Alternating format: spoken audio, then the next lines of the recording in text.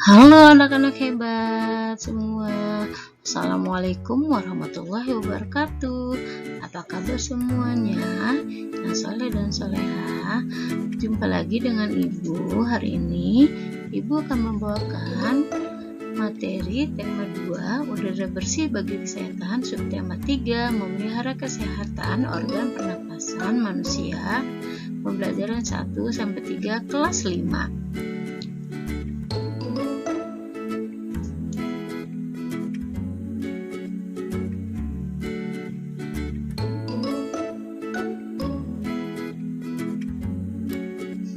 Perhatikan gambar berikut ini ya. Di sini ada kebakaran hutan dan asap yang tebal. Nah, kebakaran hutan atau lahan mengakibatkan kabut asap, sehingga jarak pemandangan kita terbatas. 9. Bahaya kabut asap dan cara mengatasinya. Bahaya kabut asap bagi kesehatan. Pertama, iritasi pada mata, hidung, dan tenggorokan. Reaksi alergi, peradangan, dan juga infeksi. Memperburuk penyakit asma dan paru kronis seperti bronkitis kronik. Kemampuan kerja paru berkurang, mudah lelah, dan mengalami kesulitan bernapas. Orang tua lanjut usia dan anak-anak yang memiliki daya tahan tubuh rendah akan lebih mudah mengalami gangguan kesehatan. Mengurangi kemampuan tubuh dalam mengatasi infeksi paru-paru dan saluran pernapasan. Memperburuk penyakit pernapasan yang sudah ada. Menyebabkan polusi pada air bersih, tanaman sayuran, buah-buahan, dan makanan yang tidak ditutup. Memperburuk kondisi lingkungan sehingga ISPA akan mudah terjadi. Bagaimana kita melindungi diri dari kabut asap? Hindari aktivitas di luar rumah atau gedung, memakai masker, perbanyak minum air putih, jika sakit segera berobat ke dokter. Selanjutnya, perilaku hidup bersih seperti makan dan minum yang bergizi, menutup penampungan air, asap tidak masuk ke dalam rumah, mencuci sayur dan buah.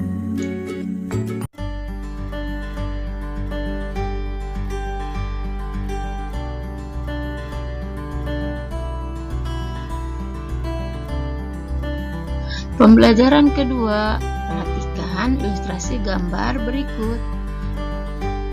Todi dan semut.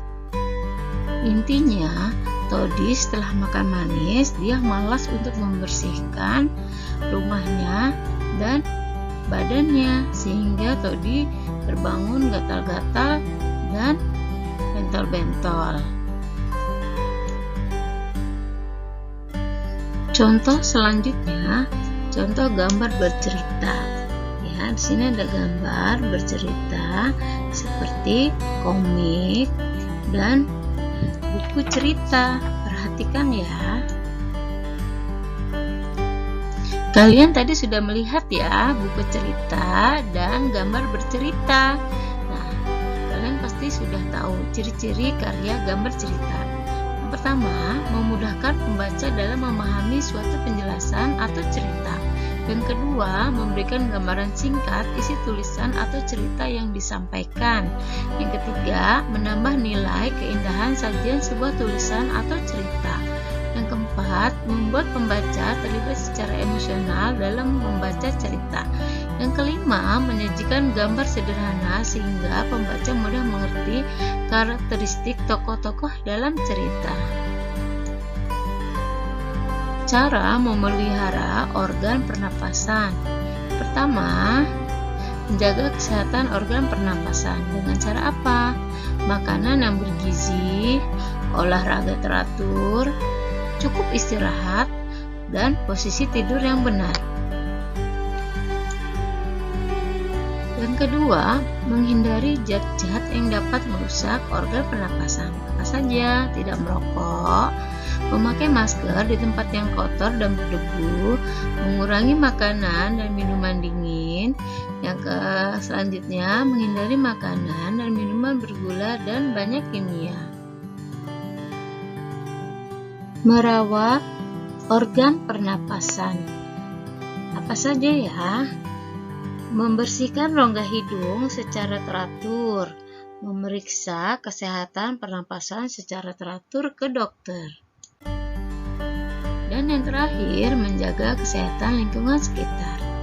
Yang pertama, membuat sebanyak mungkin ventilasi dalam rumah untuk menjaga sirkulasi udara.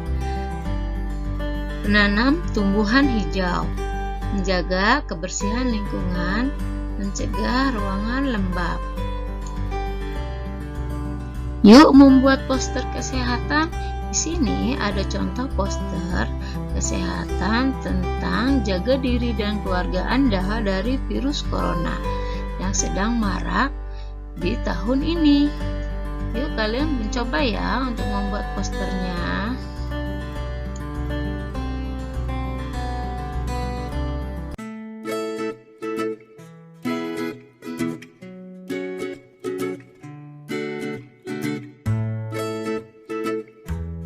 Setelah kalian membaca cerita tentang Kelurahan Babakan Pasar luncurkan gerakan pungut sampah, kalian diharapkan bisa menjawab pertanyaan tentang di mana, apa, bagaimana, mengapa.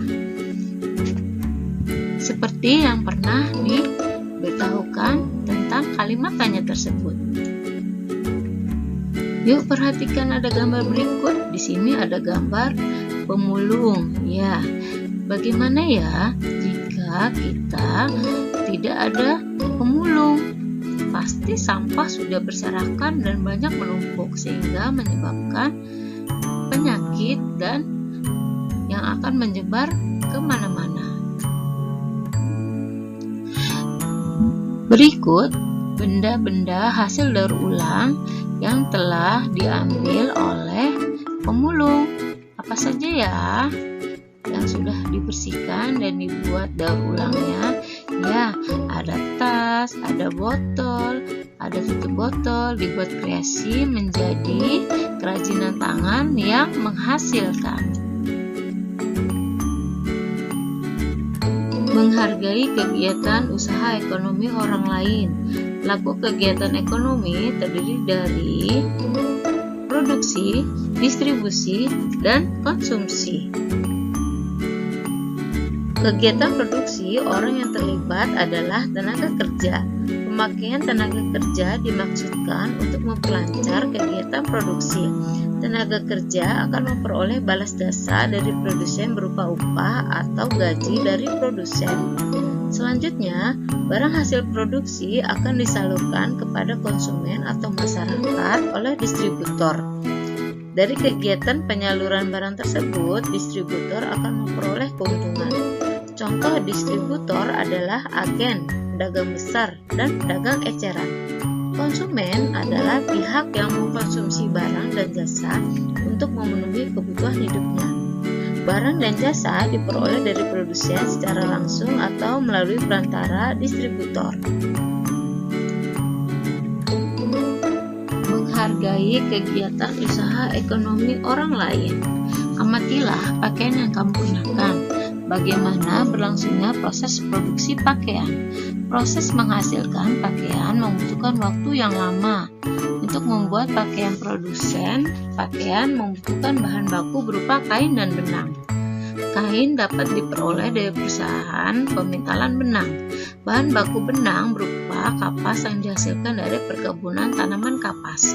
Untuk menjadi benang, kapas dipintal terlebih dahulu. Kemudian benang ditenun di pabrik tenun hingga menjadi kain. Selanjutnya, kain dapat dibuat pakaian oleh penjahit. Begitulah proses panjang produksi pakaian. Banyak pihak yang terlibat dalam proses produksi ini. Ada petani tanaman kapas, pekerja pemintalan, penenunan kain, penjahit, dan pengusaha garmen. Begitu panjangnya proses produksi ini, hendaknya kita perlu menghargai kegiatan usaha ekonomi orang lain. Terima kasih untuk pembelajaran hari ini. Semoga bermanfaat ya. Wassalamualaikum warahmatullahi wabarakatuh. Sampai berjumpa di pembelajaran berikutnya.